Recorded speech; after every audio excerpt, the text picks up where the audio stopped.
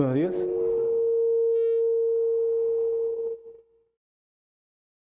Hola, ¿se oye bien hasta atrás?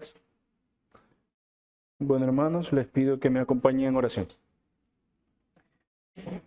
Señor y Padre Celestial, te damos nuevamente gracias por estar aquí, porque nos permites adorar tu nombre, Señor. Como siempre, te damos gracias porque nos permites leer y escuchar tu palabra, cantar himnos a tu nombre, Señor, porque es un privilegio que nosotros no estimamos lo suficiente. Aún si creemos que lo hacemos, Señor, no lo hacemos lo suficiente, por lo que te damos gracias que nos permites participar de ello, al igual que nos permitirás más tarde participar de tu mesa, Señor, en la Santa Cena. Te pido que en la exposición de este sermón seas tú mostrándote, como dice el himno que acabamos de cantar, Señor. Toma mi voluntad, haz la tuya nada más, Señor. Que a pesar de mi imperfección, sea de algún modo provechoso para las almas de quienes escuchan y para la mía propia, Señor. Te entregamos el servicio, la palabra y la exposición de ella, en el nombre de Cristo Jesús. Amén. Bueno, hermanos, hoy continuamos en el libro de los Hechos, como ya voy acostumbrando a los últimos sermones que he tenido la oportunidad de compartir. Y en el último sermón que vimos de este mismo libro, el libro de los Hechos, vimos cómo los apóstoles, encabezados por Pedro, finalmente pasaron, luego de la ascensión de Cristo, de la tristeza que tenían porque se habían quedado sin su maestro y todo eso, y se reconfortaron cuando Pedro se levantó a decirles que todo había que pasar, todo esto tenía que pasar. Recordamos que Pedro se levantó entre ellos después de la ascensión, un tiempo después, y les dice, hermanos, todo esto, la traición, su ascensión, su muerte, todo esto tenía que pasar, entonces no hay razón de la tristeza. Ellos ahora no es que habían aprendido nuevamente, pero recordaron que la crucifixión y todo esto había sido prometido y por lo tanto cumplido. Entonces los apóstoles en ese momento iniciaron sus primeras acciones como los continuadores del ministerio de Cristo, al elegir a Matías. Eso lo vimos en el último sermón. Luego que Pedro les dice eso, eligen a Matías. Matías reemplaza a Judas el traidor, Judas Iscariote. Y después de estos hechos, de que Pedro se levanta, les habla, son reconfortados, se cogen al reemplazo de Judas. Pedro recuerda además que esto estaba de alguna manera profetizado en los Salmos y ya tienen un norte al que seguir. Es decir, entienden que el Nuevo Testamento era sombra y ahora vivían en luz. Entonces, hay un salto temporal en el relato debido a que Lucas busca narrar tan solo los aspectos más importantes de las obras de los apóstoles. A veces pasa esto, está narrando algo, pasa un tiempo y empieza a narrar otra cosa. Esto sucede así en el capítulo o en los versos que vamos a leer del capítulo de hoy, que es el capítulo 2 de Hechos, en versos 1 al 13. Entonces les pido que busquen en sus Biblias Hechos 2, del 1 al 13 y me acompañen a leerlo. Puestos de pie en reverencia a su palabra, Hechos 2, del 1 al 13, dice así. Cuando llegó el día de Pentecostés, estaban todos unánimes juntos y de repente vino del cielo un estruendo como de un viento recio que soplaba, el cual llenó toda la casa donde estaban sentados y se les aparecieron lenguas repartidas como de fuego, asentándose sobre cada uno de ellos. Y fueron todos llenos del Espíritu Santo y comenzaron a hablar en otras lenguas, según el Espíritu les daba que hablasen. Moraban entonces en Jerusalén judíos y varones piadosos de todas las naciones bajo el cielo. Y hecho este estruendo, se juntó la multitud y estaban confusos, porque cada uno les oía hablar en su propia lengua. Y estaban atónitos y maravillados, diciendo, mirad, ¿no son galileos todos estos que hablan? ¿Cómo pues les oímos nosotros hablar cada uno en nuestra lengua en la que hemos nacido? Partos, medos, elamitas y los que habitamos en Mesopotamia, en Judea, en Capadocia, en el Ponto y en Asia, y en Frigia y en Panfilia, en Egipto y en las regiones de África más allá de Cirene, y romanos aquí residentes, tanto judíos como prosélitos, cretenses y árabes, les oímos hablar en nuestras lenguas las maravillas de Dios. Y estaban todos atónitos y perplejos, diciéndose unos a otros, ¿qué quiere decir esto? Mas otros, suponemos que miraban desde afuera, ¿no? Burlándose decían, están llenos de mosto. Pueden sentarse, hermanos. Entonces tenemos que pasó un tiempo de aquel primer discurso de Pedro frente a sus hermanos discípulos y llegó el día de la celebración judía del Pentecostés. Y lo que le sucedió ese día es el aspecto sobre el que quiero reflexionar ahora. ¿Y qué da título al sermón? La institución de la iglesia. Ese día, formalmente, de una forma clara, evidente a los ojos de todos los que estaban allí y evidente a nosotros que leemos, es un hecho distintivo, se fundó la iglesia. No que no existiera asamblea de los elegidos de Dios antes, pero acá se daba apertura, acá se daba cumplimiento a lo que ellos estaban esperando, una señal clara de que la iglesia de Cristo había sido inaugurada. En el verso 1 de este mismo capítulo comienza diciendo, narrando este evento, porque es independiente. Cuando llegó el día de Pentecostés, estaban todos unánimes juntos. Ahora, nuevamente, a Lucas le parece relevante escribir, a veces lo hace, a veces no, a veces relata solo el evento, pero esta vez nos relata el evento y además la disposición que tienen los que están allí. Él nos dice no solo que los discípulos estaban allí en el Pentecostés, como es común, porque estaban celebrando una fiesta de los judíos, sino que nos dicen que estos discípulos estaban unánimes, estaban en un ánimo. Claro, estaban participando de la celebración que cada determinado tiempo se hacía, pero además estaban en algún tipo de mismo propósito. ¿Cuál sería este? Algo parecido ya había dicho con respecto a los discípulos después de la ascensión, en Hechos 1:14, después de que Jesús asciende. Lucas dice, todos estos perseveraban unánimes en oración y ruego, con las mujeres y con María, la madre de Jesús, y con sus hermanos.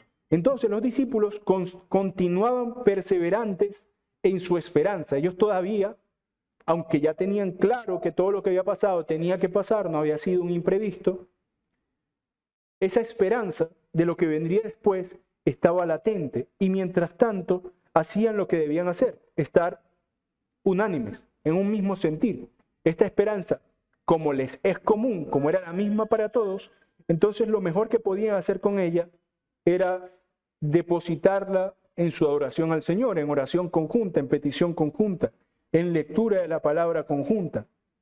Y esto era lo que estaban haciendo los discípulos, estaban en espera de qué cosa, de algo que nosotros mencionamos cuando recién empezamos esta serie, en espera de la promesa del Padre.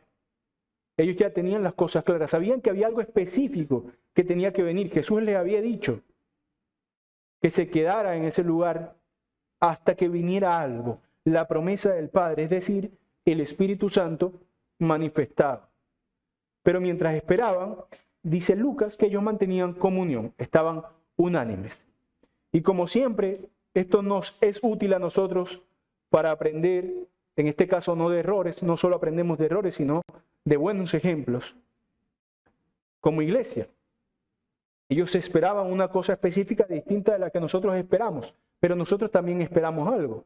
Nosotros esperamos las bodas del Cordero, nosotros esperamos la venida segunda y definitiva, eterna, para siempre, de Cristo. Entonces, en esa actitud de espera, por supuesto que pasan cosas, como a ellos les pasó, y ahí están de ejemplo. Se entristecieron, se dieron cuenta de que todo esto estaba previsto, pero aún así, aunque sepan, aunque tengan la seguridad de que el plan marcha según lo previsto, les falta algo, tienen la esperanza todavía de algo más. En este caso, la promesa del Padre, el Espíritu Santo.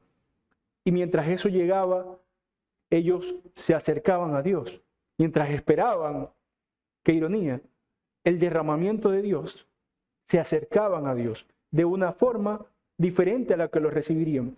De esa forma, y no nos dejemos engañar por nuestra propia desesperación, como algunos se dejaron engañar, por ejemplo, teniendo por tardanza su venida. En este caso, nosotros dejándonos engañar, teniendo por lejano al Dios que no está lejano, está cerca. si bien no lo hemos recibido aún, como sabemos que lo recibiremos más plenamente, en cierto sentido ya lo recibimos. Ellos estaban en algo similar, ellos ya habían vivido con Cristo, habían recibido el goce de estar con Cristo directamente, escucharlo, verlo ascender a los cielos, pero sabían que podían recibir algo más. Y de hecho recibieron algo más. Es decir, participaron de esta misma comunión con Dios de forma repetida y ascendente. Pero en tanto recibían eso, esperaban el Espíritu Santo, aún así estaban conscientes de que es el mismo Dios y de que Dios estaba con ellos en esa actitud unánime, como diría Cristo, ¿no? Donde hay 2 o 3 reunidos en mi nombre, seguramente ellos tenían eso en su mente al hacer esto. Ahí estoy yo. Entonces eso nos sirve de ejemplo. Nosotros también debemos perseverar unánimes en medio de la tristeza, de la desesperanza o de cualquier cosa que se nos pueda plantear. Sabemos que la promesa segura vendrá, pero mientras tanto no estamos desprovistos. Ahí está Dios, donde estén 2 o 3 reunidos en mi nombre. Esto es un aspecto además que a veces pasamos por alto de la reunión eclesiástica, el aspecto místico. Muchos dicen Dios está en todas partes, entonces si yo me quedo en mi casa, pues ahí está Dios. Sí, claro que está Dios, porque Dios es omnipotente, omnipresente, lo sabe todo. No hay nada que se le escape y aún de alguna manera está allí. Pero de alguna manera especial y distinta debe estar en medio de nosotros aquí y ahora, y en cada iglesia, en cada lugar donde hay personas congregadas para adorarlo. Si el mismo Jesucristo dijo que donde hay 2 o 3, donde hay una comunidad unánime, como dice Lucas, en un ánimo, en un sentir, en un propósito, donde hay una comunidad que lo mira a Él, que lo adora y que espera en Él, entonces allí está Él respondiendo a la esperanza del alma de esa comunidad. Entonces, en un sentido, por supuesto, está en todos lados con nosotros, y si eres creyente, por supuesto, está en ti y habitando en ti. Pero además, no te prives del beneficio de congregarte en donde la presencia de Dios está de una forma especial y reconfortante, como Él promete. Y seguramente cualquier cristiano que pase por un momento, o que haya pasado por un momento de pereza o de desesperanza que lo haya hecho dejar de congregarse un tiempo y haya vuelto a congregarse, sabrá que es diferente adorar a Dios en privacidad que adorar a Dios en público. Ambas cosas tienen sus beneficios y ambas cosas nos llenan, pero de distinta forma. Entonces ellos, mientras tanto, mientras recibían y estaban expectantes de la promesa del Espíritu Santo, estaban, como decimos, en un mismo ánimo, estaban esperando una misma cosa e hicieron lo mejor que podían hacerse, rodearse de personas que esperaban lo mismo que ellos. Ellos no estaban seguros de cómo sucedería ni de cuándo sucedería lo que estaban esperando, como una especie de paralelismo hermoso con su venida final, ¿no? El día y la hora, nadie lo sabe, como ladrón en la noche. Pero ¿qué se les demandaba y qué cumplieron? Gracias a Dios, dirán ellos, nos encontró fieles. Los encontró fieles, los encontró velando, como Cristo quiere encontrarnos a nosotros. No sea que venga en la noche y nos haya dormidos. Entonces, el evento es distinto, pero el espíritu del evento es el mismo. Esperar, despierto, al que vendrá en cualquier momento. Ellos seguramente no se esperaban que viniera esa promesa ese día del Pentecostés, pero estaban haciendo lo que tenían que hacer, adorar en un solo ánimo. Estaban juntos y en medio de estar juntos, en medio de estar velando, en espera de algo que no saben cuándo vendría, se les manifestó aquello que tanto deseaban, aquello que esperaban. Y eso lo vemos en los versos del 2 al 4. Dice así, Hechos 2, del 2 al 4. Y de repente vino del cielo un estruendo como de viento recio que soplaba, el cual llenó toda la casa donde estaban sentados, y se les aparecieron lenguas repartidas como de fuego, asentándose sobre cada uno de ellos. Y fueron todos llenos del Espíritu Santo y comenzaron a hablar en otras lenguas, según el Espíritu les daba que hablasen. De modo que esta señal que esperaban, la promesa del Padre, el Espíritu Santo, se les apareció con gran evidencia, no de forma confusa, ambigua, no de forma en que ellos dijeran, ¿será que aquí está pasando algo? ¿Siento yo algo? No, el Señor se encargó de que fuera claro. Les aparecieron, dice, lenguas como de fuego. Estamos hablando de algo que vieron, ¿no? No lo entendamos como algún tipo de simbología, no. Se les aparecieron lenguas como de fuego y se posaron sobre ellos. Ellos estaban viendo algo maravilloso en ese momento. Descendían sobre los que estaban en el lugar y dice Lucas que cuando se les posaban sobre ellos, eran llenos del Espíritu Santo. ¿Qué sentirían? No lo sé. Pero al margen de lo que sentirían, estaban viendo claramente el cumplimiento de la promesa. Otro paralelismo con respecto a esa esperanza. Nosotros lo veremos claramente. Sabemos que por allí se nos dice en la Biblia que habrá falsos cristos, habrá falsos anuncios de su venida, donde dirán, aquí está el Cristo, allá está el Cristo, como murmullos, ¿no? Rumores. Cuando venga Cristo verdaderamente, por segunda y última vez, no será un rumor, será claro y evidente. De la misma manera, aquí no habían engañadores, no estaban actuando, era claro y evidente, estaban viendo lenguas como de fuego y de alguna manera estaban siendo llenados por el Espíritu Santo. Y la evidencia de la llenura tampoco se quedó en la mera experiencia, probablemente sintieron algo maravilloso, pero no se quedó solo en eso que sintieron, sino que se manifestó en sus bocas, en sus palabras. Y hay algunas cosas relevantes del relato que nos da Lucas acá. Como saben, la palabra espíritu en griego es la misma para viento, en el griego koiné del Nuevo Testamento. Y por eso es bastante llamativo que el evento maravilloso de lenguas de fuego sea precedido por un viento fuerte. Dice que primero se llenó de un viento fuerte el lugar donde estaba. Y vemos cómo cada el evento de la narración es como una especie de puesta en escena de Dios. Cuando veamos el discurso de Pedro frente a los judíos, donde los interpela por haber condenado a Cristo, vemos que Pedro también narra la historia de la salvación como una puesta en escena, en donde a nosotros se nos aparece, ustedes saben cuando uno va a una obra de teatro, se nos aparece el transcurso de la obra. Cada cosa nosotros la vemos como acontece, pero los actores no se les acontece, ellos ya han leído el guión. Ellos de alguna manera simplemente están representando algo que ya saben. Cuando Pedro da ese discurso, lo veremos en otro día, nos muestra cómo eso que se les apareció, que vieron desarrollándose, de alguna manera era un guión que se estaba cumpliendo.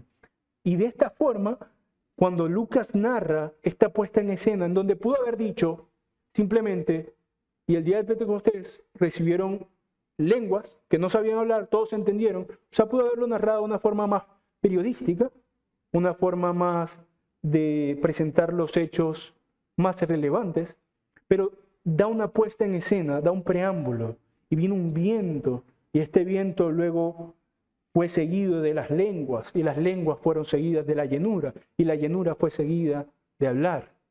De alguna manera cada cosa representa la siguiente.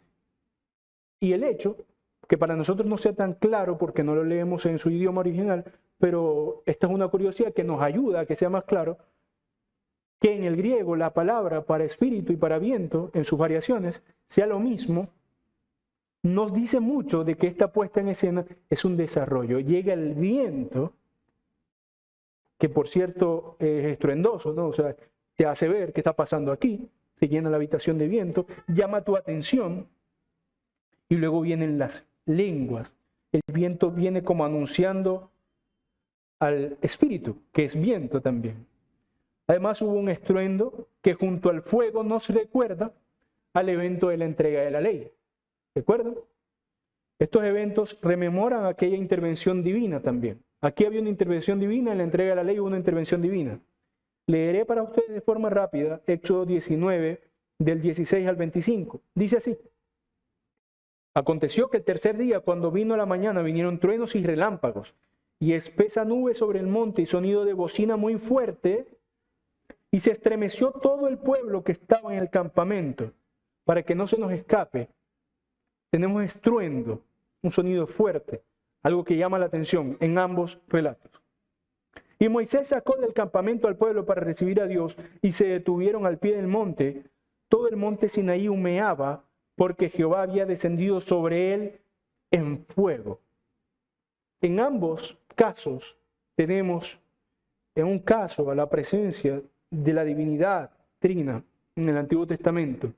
En el Nuevo Testamento, en este caso, también tenemos a la presencia de la divinidad, pero particularmente mostrándose en su tercera persona, en la persona del Espíritu.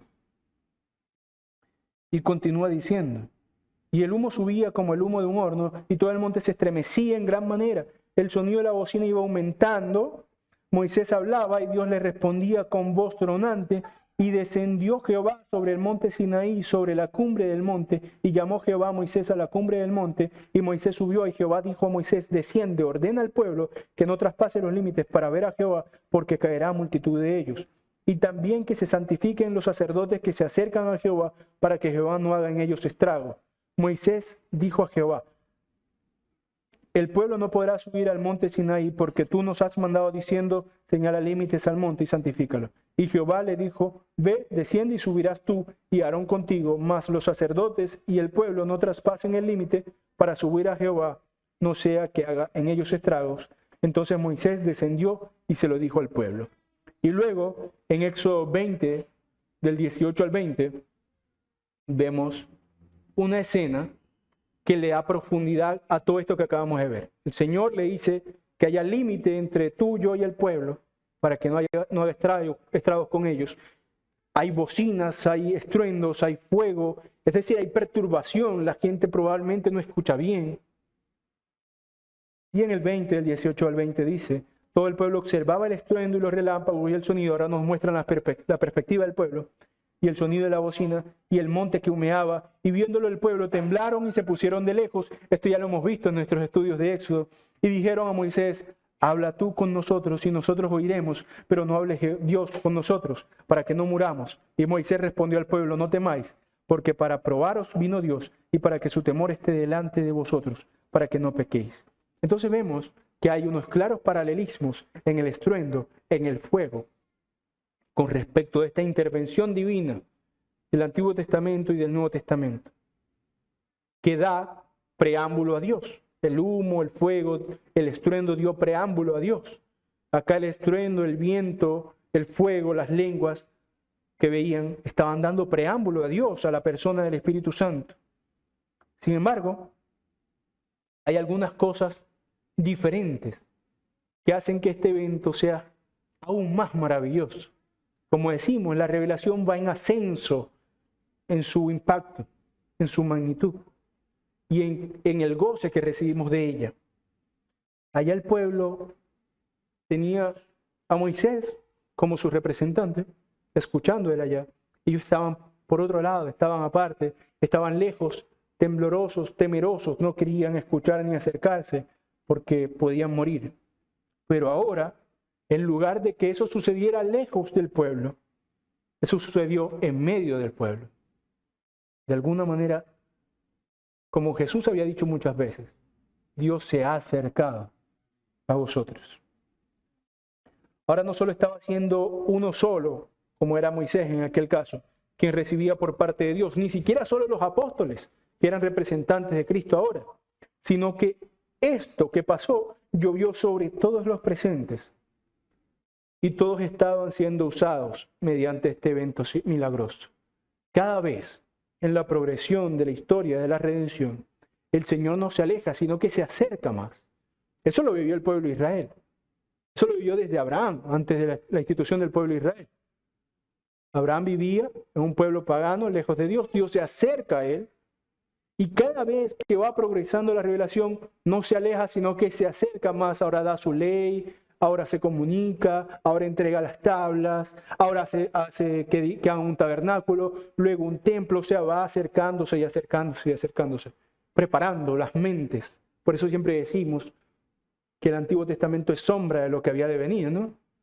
preparaba la mente, porque la revelación es como si nos viniera de frente y la luz por detrás de ella, y vemos primero la sombra que se acerca.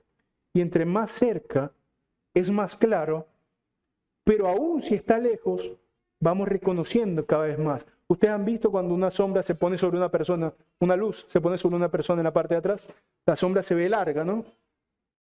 Pero entre más coincidan y entre más se acorte la sombra, más se ve la silueta, más se identifica que ya no es un tubo largo, sino una silueta de una persona.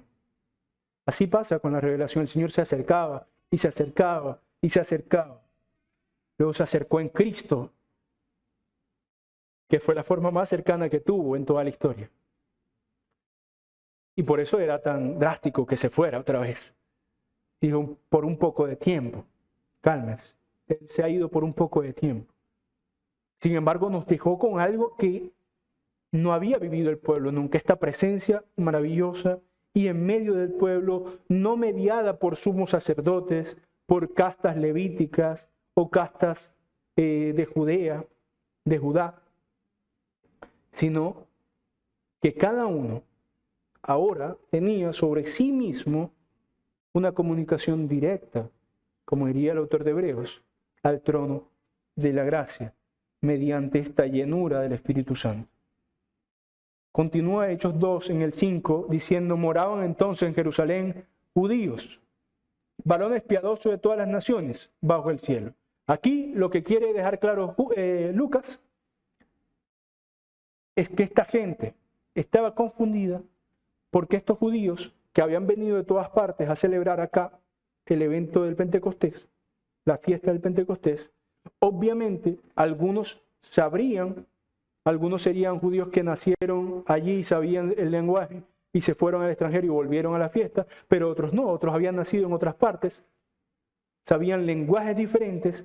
Entonces Lucas nos dice este montón de ciudadanías para dejar claro que todas estas personas difícilmente hubieran podido en una situación normal entenderse entre ellos. Y esa era la confusión que tendía. Todos ellos decían, aquí estamos de Frigia, pronto, Asia, etc. Y en el 11 dice, cretenses y árabes, les oímos hablar en nuestras lenguas. ¿Qué les oímos hablar en nuestras lenguas? Las maravillas de Dios. En esta celebración había judíos de diferentes partes, diferentes lenguajes maternos, pero todos oían. Todo el evento es milagroso en sí mismo, pero el milagro que termina la puesta en escena era este.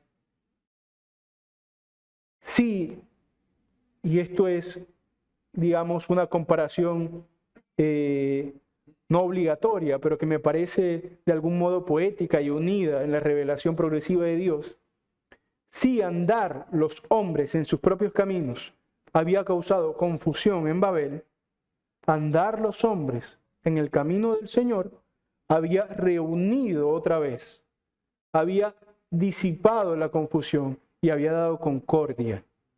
El hombre y sus caminos producen confusión y Dios y sus caminos dan concordia. Por algo se nos dice en tantas partes de las Escrituras que el pueblo de Dios, no con estas palabras, pero se nos dice, es un pueblo plurinacional, pluriétnico. El pueblo de Dios ya no está conformado, Pablo se cansa de decirlo, por el griego, por el escita o por el judío.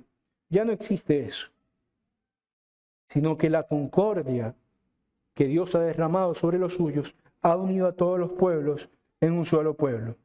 Imagínense eso, los discípulos estaban reunidos y acababan de recibir el don de lenguas, y los judíos que probablemente no conocían, los que estaban allí, no todos seguramente conocían a Jesús, porque algunos venían de otras partes, no habían estado en todo ese revuelo que se había causado de este hombre que andaba caminando por allí predicando las nuevas del Señor y que había sido crucificado, o a lo mejor algunos habían escuchado de esa noticia impactante, pero no todos conocían el ministerio de cerca de Jesús, ni a este nuevo movimiento que llamaban cristianismo. Llegan aquí y se dan cuenta que entienden las palabras de esta gente. Entonces, Aquí vemos la necesidad de que de forma evidente el Señor derramara las lenguas para que el Espíritu Santo llegara sobre ellos, porque no quería el Señor solo que los apóstoles entendieran que había llegado la promesa, sino que todos entendieran que estaba pasando algo, que el Señor se les estaba apareciendo en medio de ellos. Era un evento llamativo para todos, que ocasionaría que se acercaran.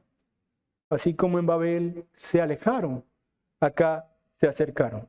Y esto estaba prefigurando aquella visión que tiene Juan en Apocalipsis 14, del 6 al 7. Juan dice: vi volar por en medio del cielo a otro ángel que tenía el evangelio eterno para predicarlo a los moradores de la tierra, a toda nación, tribu y lengua y pueblo, diciendo a gran voz: temed a Dios y dadle gloria, porque la hora de su juicio ha llegado, y habrá aquel que hizo el cielo y la tierra, el mar y las fuentes de agua. Vemos cómo es claro y aquí empieza a hacerlo. Hay otros eventos de don de lenguas en Hechos y todos tienen de alguna manera el mismo propósito: confirmar que Dios está actuando en algo en particular, por un lado. Y por el otro lado, confirmar que se ha roto la barrera de pueblos. Ya no hay sino una nación conformada de todo aquel que venga. Ya no por la marca de la circuncisión ni la observancia de la ley, como podía pasar en el Antiguo Testamento, sino ahora que todo aquel que se uniera en la concordia del Espíritu Santo, mediante la fe en Cristo, sería parte de este pueblo. Porque es, como dice la visión de Juan, algo que se le anuncia a toda la tierra, a toda nación, tribu, lengua y pueblo. Y se empezaron a construir, en este momento se empezó a construir el cimiento de la fe que salva a las naciones. La iglesia del Señor ese día fue instituida de forma clara y evidente, para que no quedara duda. Esto es además relevante con respecto de algo que dejaré abierto, no profundizaré en el asunto, pero que tiene que ver con la utilidad de los dones.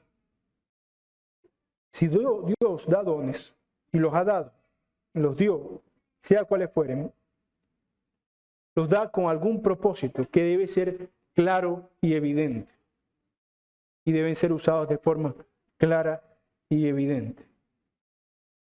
Esto nos sirve a nosotros para pensar que indiferentemente de nuestra posición con respecto de los dones, el don en sí mismo es un depósito muy valioso que hay que usar con sabiduría, como dijo Pablo, ¿no? Si tienes don de lenguas pero no interpretas, mejor calla.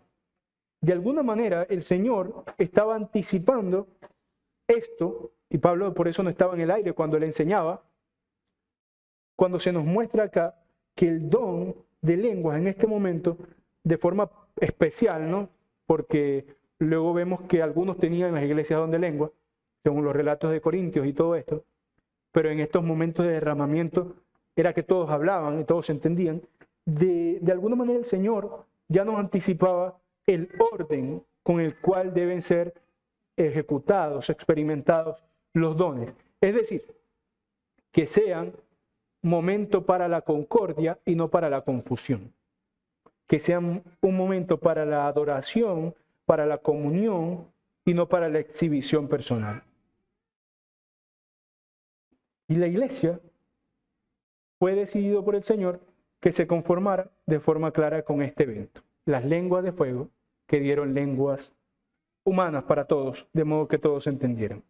Y no porque antes no pudiera hacerlo, no porque de alguna manera estuviera obligado a esperar este momento, sino que estas señales, poco a poco, como hemos venido diciendo sobre la progresión de la revelación, dejarían cada vez más en claro que Dios reina sobre los pueblos, disponiendo de los lugares, de los momentos, pero además, y esta era la mejor muestra porque hablaban diferentes, cada uno lo escuchaba en sus idiomas, gente de todas partes.